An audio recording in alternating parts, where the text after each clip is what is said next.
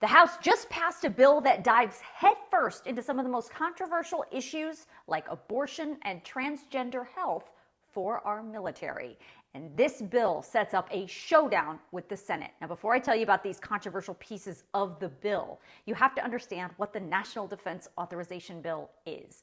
It's a must-pass annual piece of legislation that governs the policies of the military and, most importantly, the spending levels for the military. For decades, the NDAA, as it's known, has passed with overwhelming bipartisan support. That means both Democrats and Republicans come together and support this bill.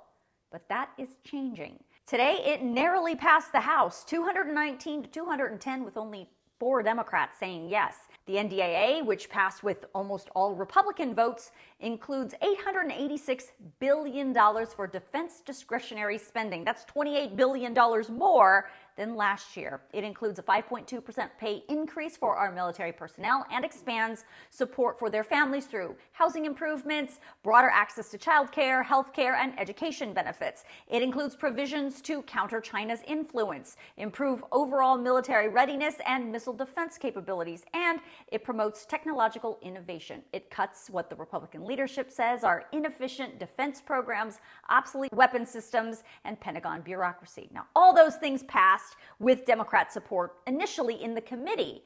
But it was when the Republicans added these controversial amendments that caused the Democrats to pull their support. And those amendments passed. According to the Republican leadership, those amendments were critical to get rid of so-called woke policies, including rolling back Pentagon policies that allow service women to travel out of state to obtain an abortion, stripping the funding for diversity, equity, and inclusion programs operated throughout the Defense Department, and prohibiting specialized health care sought by transgender troops, veterans, or their families. Now, as I said at the beginning, this now sets up a showdown with the Senate, which will take up its own version of the NDAA next week. The Democrat-controlled Senate will not approve any of those controversial amendments that were passed in the House today. So in the end, the House and the Senate are going to have to reach a deal to find a compromise between these two bills, and that is going to be very difficult to do. In the meantime, the livelihoods of our military members hang in the balance.